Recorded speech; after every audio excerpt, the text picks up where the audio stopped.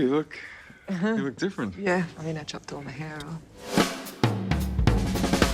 What up? Incredible news, guys. Guess who has COVID? That's right, your girl. And I thought, what better frame of mind to be in than a sickness-induced delirium to make a silly little video. Because what else am I gonna do? I can't leave my apartment. Guys, something truly incredible happened last week. Truly incredible. That's right. It was your favorite girl in the world's birthday. She's 30, everybody. The big 3-0. That's right. Youth is fleeting. It's out the window, leading me onwards and onwards to my inevitable decrepit corpse. Just kidding. I'm gonna live forever. Yeah. Henry. God. Why? Thank you for joining us, you loud little bitch. I had an incredible birthday. Thank you for asking. My dear friend Sydney took me to the greatest place on earth. Oh my God, Autumn. Florence? Tokyo? Walt Disney World? No. Casa Bonita in Denver. If you've ever wanted to know what a white man's version of picturesque Mexico with a 35-foot waterfall that comes with cliff divers who jump off of it into this pool below, and a mariachi band with an illusionist show and puppet shows and a haunted tunnel. Man, do I have the recommendation for you. Casa Bonita in Denver, Colorado. It's the greatest place I've ever been. I want to live there. And the greatest part is, once you're done and you're exiting, if you need to grab like a toothbrush or like some quick groceries, there's a Dollar Tree right next door, because it's all in a strip mall in Colfax. It's the most random thing I've ever witnessed, but it's also the greatest. Almost the greatest, because let's be real, another fantastic thing happened on my birthday as well.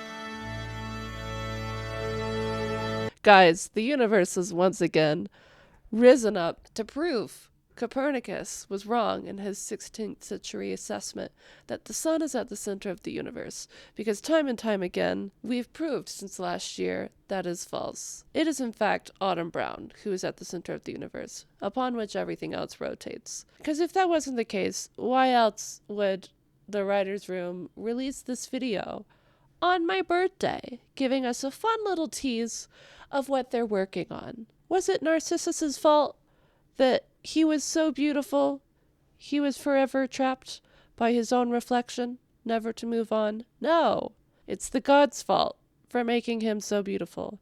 And likewise, I cannot be blamed for being trapped in my own delusions of self-grandeur when things like this just keep happening, all right? It's not me. The universe wants me to believe this way, okay? So we're just gonna go through this video and see what jumps out at us. Okay? Sound good to you? And if I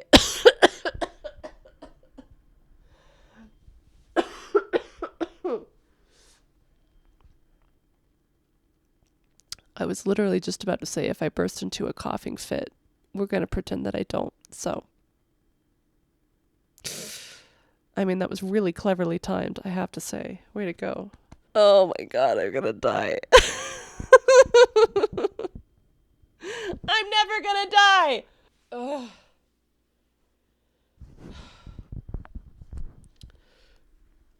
Let's look at this video, shall we?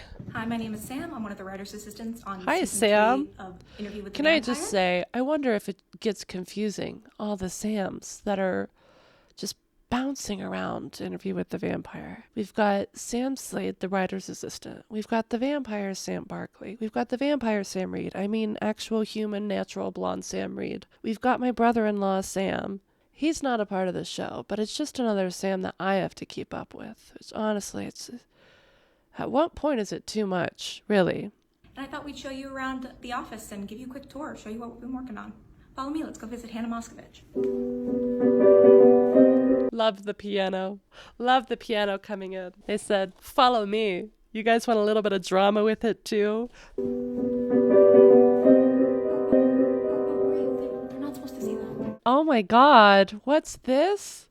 Episode 3 OG? No, they can't see that. That's super top secret stuff. That's real things. That's gonna happen in the show, guys. That'd be crazy if we, like, came back and looked at that and pieced together what we think could happen from an episode with these postcards. Also, I love that they're showing us around the little house. One of the things that ranks definitely in the top 10, excuse me, of things that I enjoy is just overall being a creep. You know, I love being out in public and eavesdropping on people's conversations, looking into people's windows. HGTV, I have to stay away, guys. I could watch that every day for the rest of my life, just looking inside people's houses. So this is a real dream, a real delight to just see what the guts look like in here. Oh, I love it. I love it. Hannah? Hey, Hannah. You want to say a quick hi to the fans? Working. Yep. I just know that Hannah really loved the opportunity to get to act again. her true passion in life, I would say. Probably. Very busy. Hold up. I'm very, very obsessed with these funky little yellow chairs. They're just like standing slices of cheddar cheese, and I'm all about that, you know? It also matches Daniel's sweater in the background. I don't know if he did that on purpose, doubt it, but actually, I don't doubt it. I think he did that on purpose. I think every day they reupholster these chairs to match whatever Daniel Hart's sweater is, and I'm sticking with that. Also, I really need to know what's in this Beauty and the Beast glass display case that's on this table. It looks like a book or something rectangular. That is like the actual script for season 3. They say like a prayer to it every night before going to bed. Hello, I hope your nose is doing all right and you've got a killer version of the vampire Lestat. I think I see a pool. That's a pool, right? When's the pool party happening? I mean, my birthday already came and gone, but if we got a late invitation, I'd be all right with that. What you working on? This is a song about being left alone, Sam. Feeling like an old vampire who wants to be left alone, Sam. Thank you very much. Daniel really came through. He said vocals. He said, I'm hitting that. Sam! I can't, but he can. He said, I'm piano. Do you think it's very important that he still says thank you very much at the end of it all? Polite gentleman, even when he's in the zone. That's what we're talking about. That's a true artist, okay? I really appreciate their commitment to snacks. I'm pretty sure I see a basket. It's got peanut M&Ms. I'm guessing that's a candy basket. They've got, wow, a basket large enough to feed all the folks in Rhode Island full of chips. And I find that really important. I would have been just absolutely devastated, honestly, if I came to find that, like, all of their snacks was just, like, dried fruits and blueberries and raw almonds. I'm sure that they eat very healthily otherwise, but you're not getting the good stuff from eating clean, okay? The omega fats in tuna are not enough to inspire just the depravity needed for Interview with the Vampire. Okay, you're only getting that from ultra high saturated fats that are only found in chemically created foods. I'm talking Cheetos. I'm talking Hershey's chocolate. What is that? Guys, can we call it chocolate? All right, you try that next to a Godiva bar. They're two different creatures. All right, it's a platypus versus a blue whale. And yet, they both have their places in the world, do they not? Where would we be without mammals that can lay eggs? And where would we be without mammals who can also swim into the deep, dark depths of the ocean? I don't know. I just don't know. But also to the glassware, that's also very important. We have every wine glass and cocktail glass you could need. Another very key instrument in the writing process. Okay, you think Hemingway would have written what he had written without just constantly being blasted on whiskey and highballs? Okay, no. But here we go, guys. What do we think the real magic is?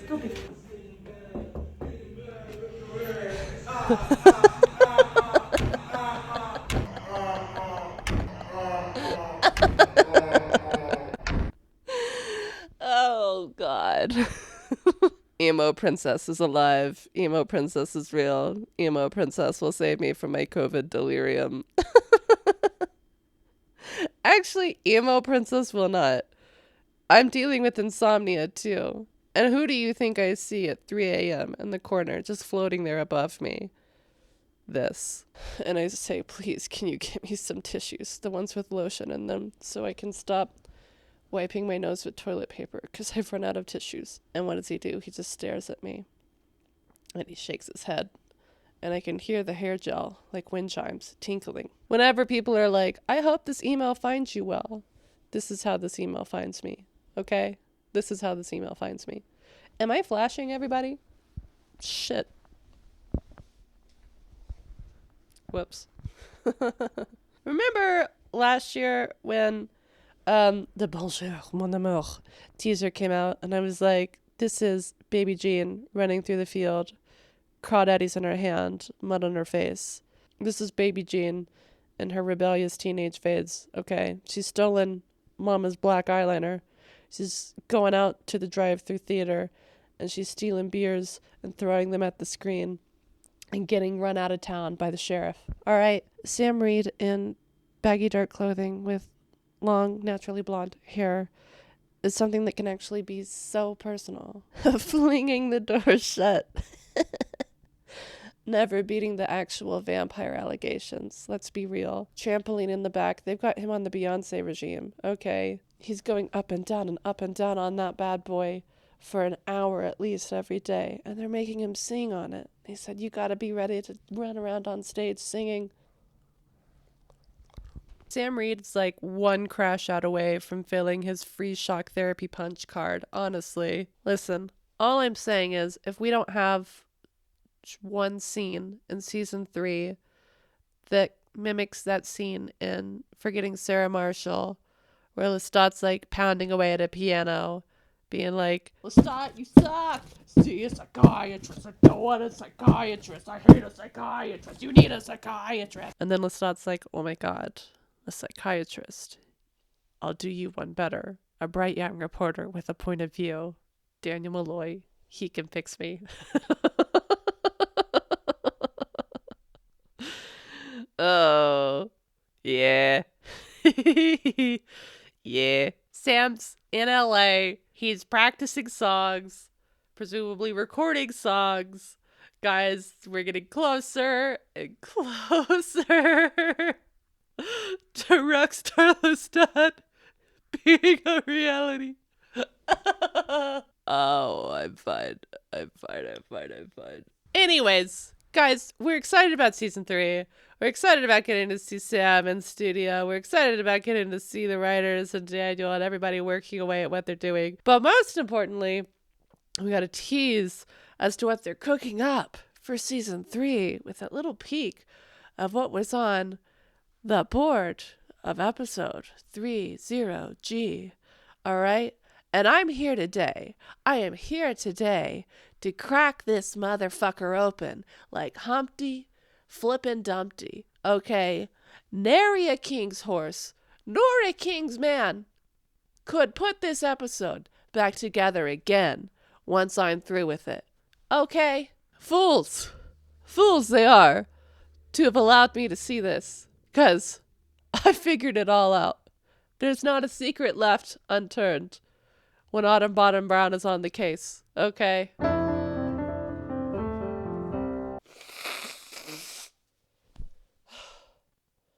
I need tissues.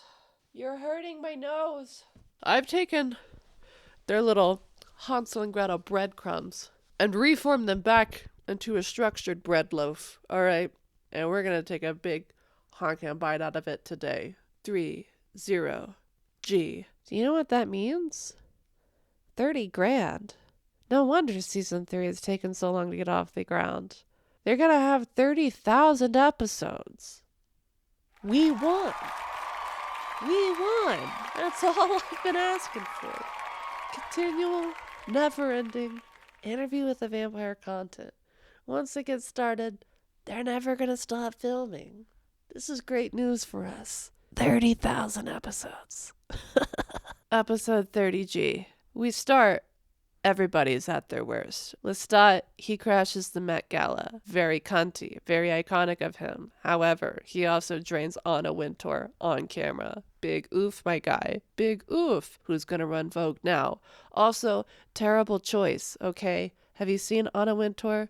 She's exactly this big. She's as tall as a grain of rice and about as skinny. That's 2 drops of blood at most. You're going to need to do much more feeding to get you through the rest of the night. Marius? Oh, buddy. Kendrick Lamar. Drop is? Yeah. Words. They mean things. And they're real. Kendrick Lamar has released a Marius diss track. I mean...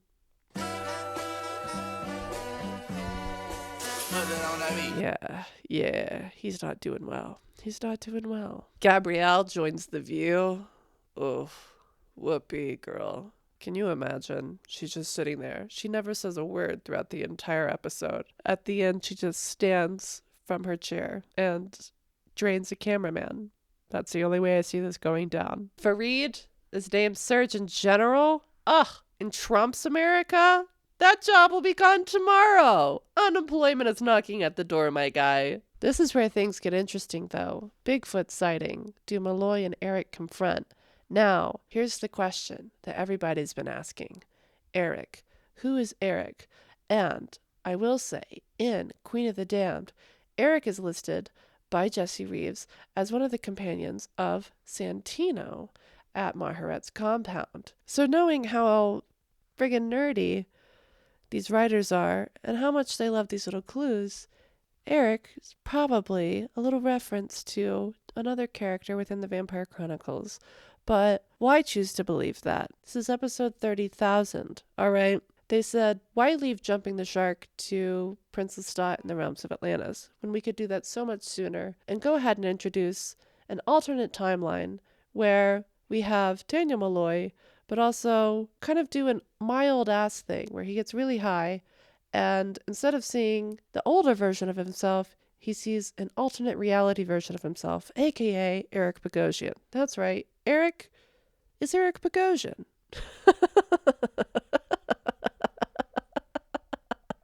And of course, Malloy and Eric are hitting it off, just like gangbusters, okay? And when they're out and about exploring the world, what do they happen upon but Bigfoot? This is Malloy's chance to uncover yet another supernatural creature in the world. And this time, unlike with his famed novel, Interview with the Vampire, he's finally taken seriously because Eric snapped a photo. His expose on whether or not Sasquatch exist really just takes over the world. It's submitted for a Pulitzer. But what's this? He loses out to who else but Ronan Farrow? Oh, God, not Ronan Farrow. Malloy, once again, at its worst. Louis, where's our guy Louis? He's owning the night and owning his own cryptocurrency. Money sign Louis, or however you want to pronounce that. Buddy, you're so much better than this. You're so much better than cryptocurrency. However, he does have 2 wonderful ground-level investors, Maya and Kip, who invite him out to the Caribbean, more specifically, Night Island. Night Island! Who's ready for shots? To Atlantis.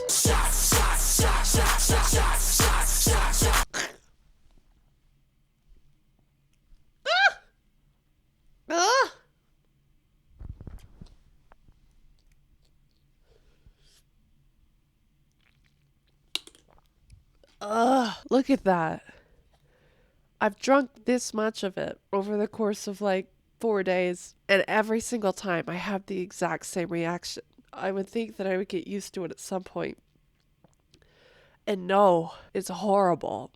This is like stevia in mouthwash. But this shit works, I gotta say. Not a sponsor, but Daycool Vapo Cool. It gets the job done!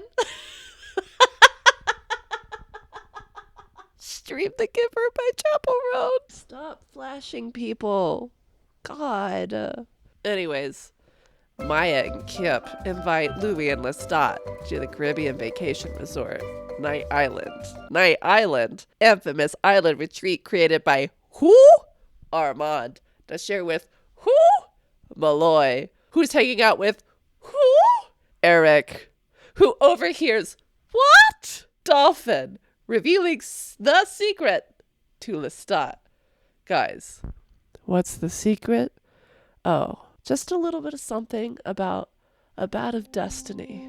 Eric, being the devious little guy that he is, wants that bat. I'm so tired. As if by a work of fate, Lestat is invited to deliver the commencement address at Transylvania University.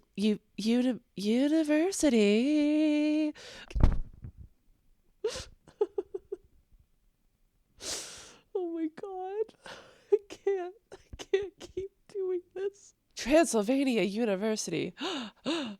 Coincidence? I think not. What is Transylvania known for? Vampires. Vampires are historically associated with what? Bats. Lestat says, oh my god, this must be a sign. Dolphin. Surely I must go to Transylvania University to discover the truth of the bat of destiny. The dolphin says,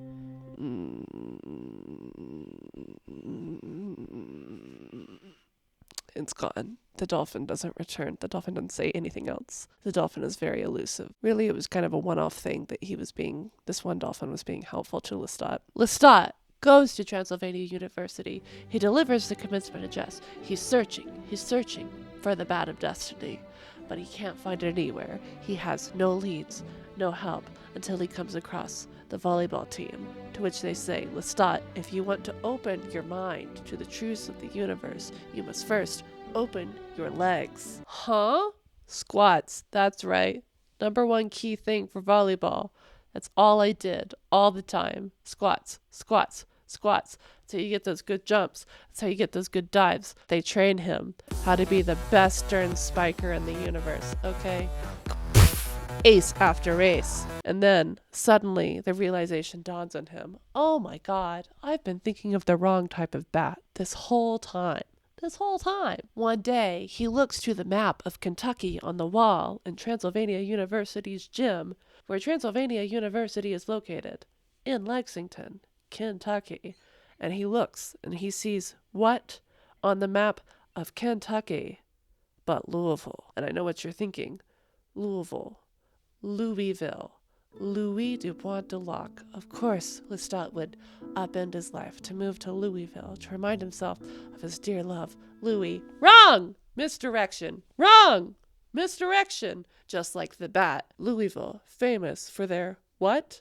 Bats, also known as sluggers. Louisville Slugger. Louisville Slugger to both headlights, slashed a hole in all four tires. Maybe next time he'll think before he cheats. Sung by who? Carrie Underwood. Also hailing from what state? Oklahoma. Oklahoma, home to what city?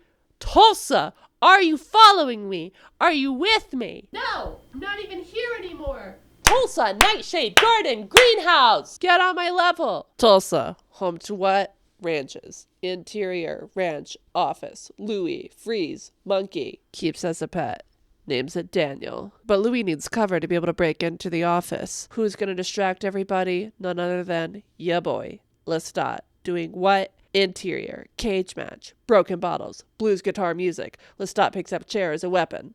Overalls. That's for sure happening in Tulsa, man. What do you think the Nightshade Garden Greenhouse is a cover for? An illegal pro wrestling ring. Yeah. Huh? Yeah. Huh? Uh-huh. These corn-fed motherfuckers take one look at him. They say, no way. No way this glam bot over here is gonna last one match in the ring with old Bubba Longstockings. They say, of course, throw him in. It's a TLC match. Tables, ladders, chairs, and Lestat, knowing who he is, he knows that he can defeat them like that. He can crush them with just the power of his mind. But he has to keep them entertained long enough for Louis to infiltrate the ranch office and also get a pet, okay? Because he's been a little bit lonely when Lestat's been out on tour, alright? So he needs a pet too to keep him company. Because all this companion for myself business has been going like great so far, but like really at the end of the day, he does need somebody, alright? And who better than a little monkey, just like hang around and remind him of his favorite little jester.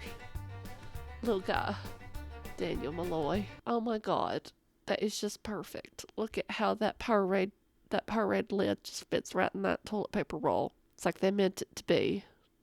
I love it. Oh my God. Oh my God. Look at that. Incredible. Autumn. Get with it. Ah! Meanwhile, back in Lexington, Eric has got an accomplice. That's the word that I was looking for. In Maria. Jesus. I have sneezed 847 times in the past 24 hours. And if I sneeze again, I'm going to take my head off and go chilly down with the fire gang and just punt it straight out the window. I'm over it. I can't sneeze again. Back in Lexington, Eric is on the hunt.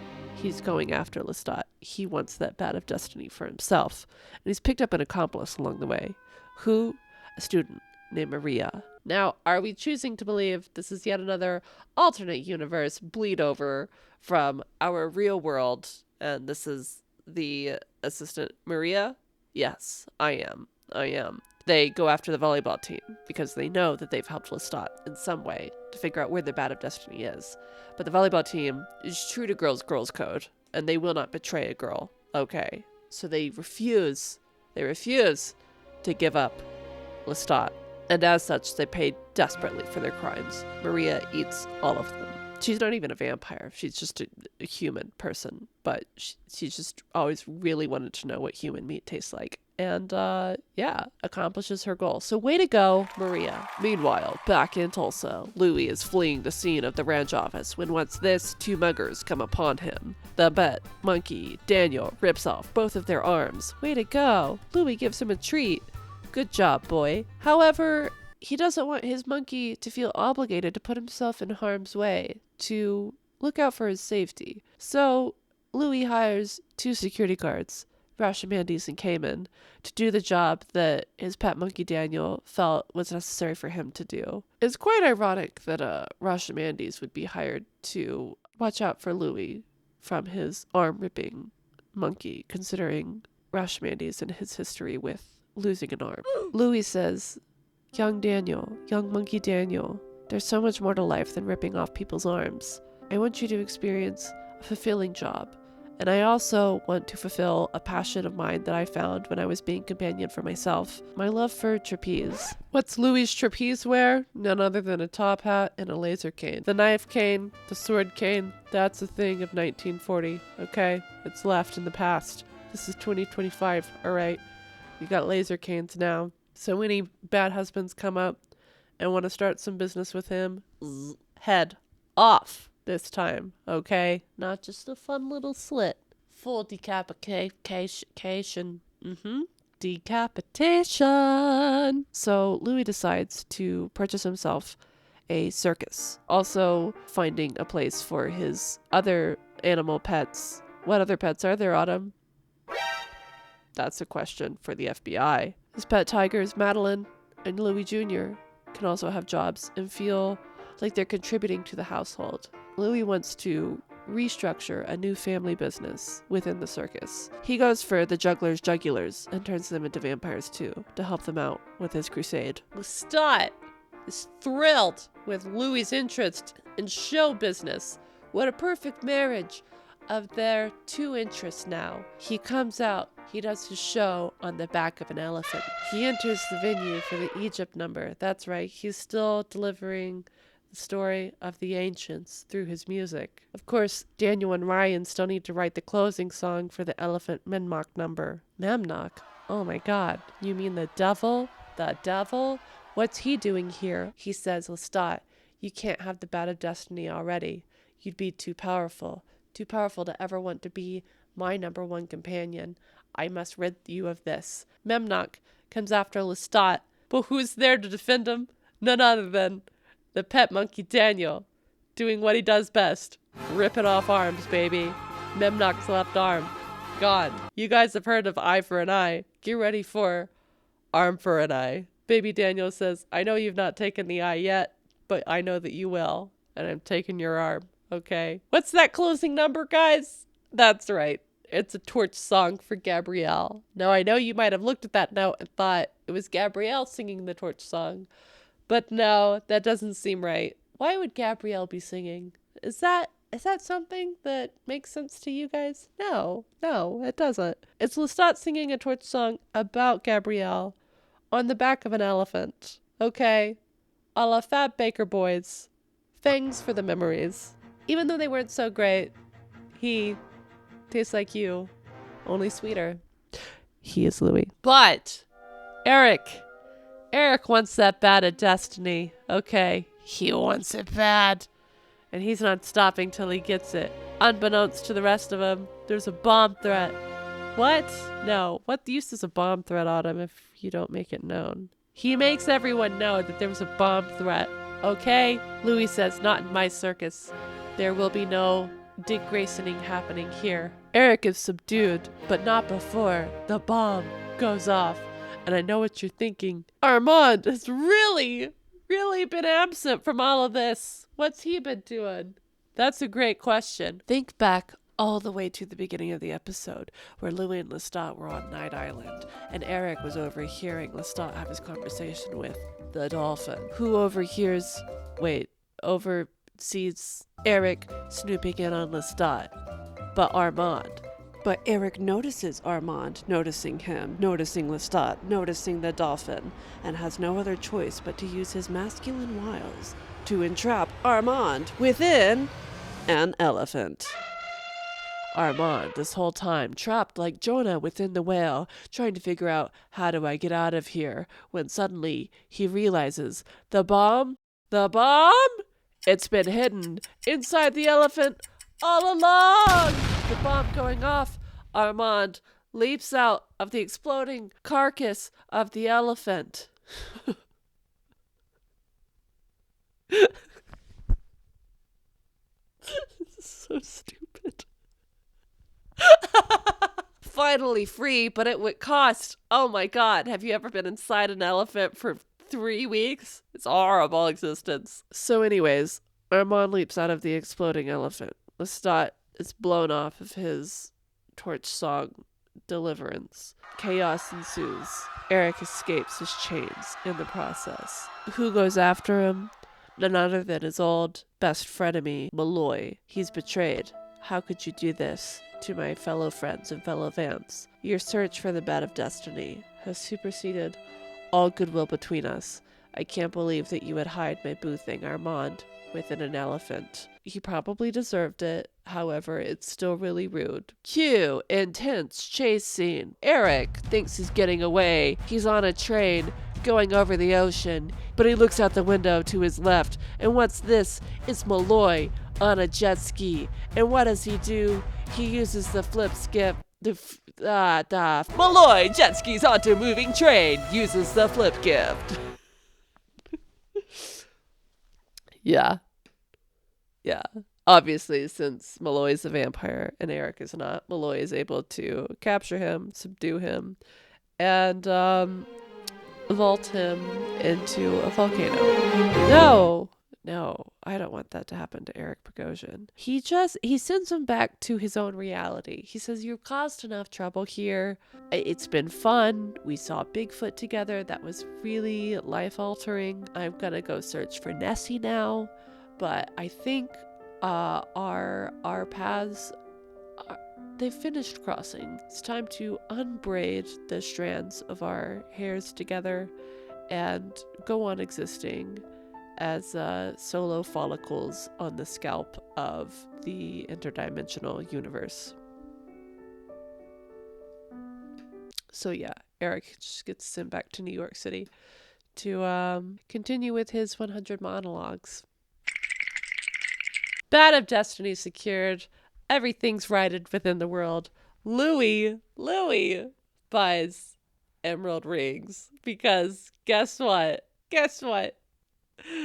They're getting married again. Come on, guys, we got a wedding to get to. Jump in the limo. Louis and Lestat get married again. Best man, Daniel, not the man, the monkey. No arms are ripped off at the wedding. Louis and Lestat finish it all off in Disneyland. Lana, girly, what does that sound like to you?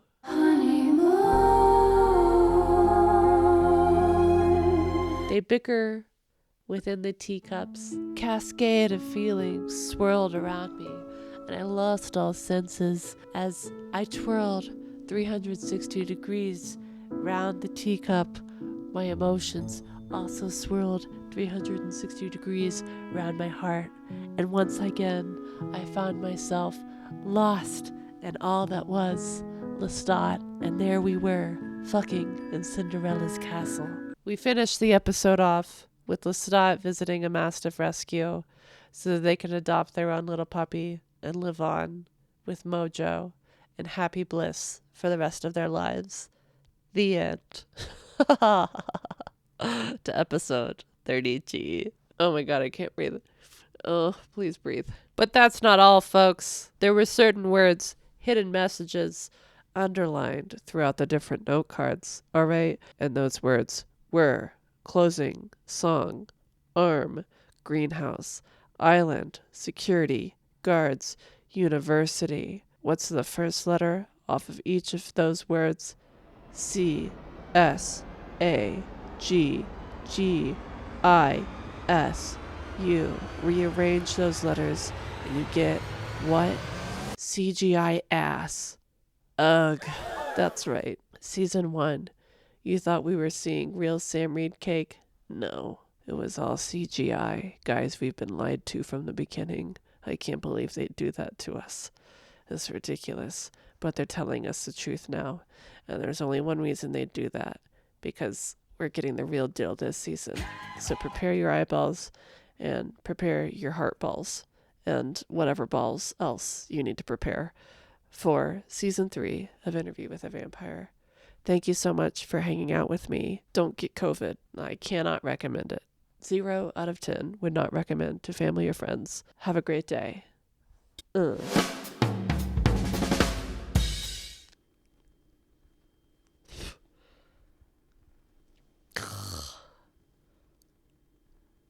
did I do that? Oh God, I can't recommend doing that. I thought that I was just gonna that would help me open this up one-handed, and that was disgusting. This was the plan. So then I wouldn't have to, take my hand off the mic to unpeel the orange.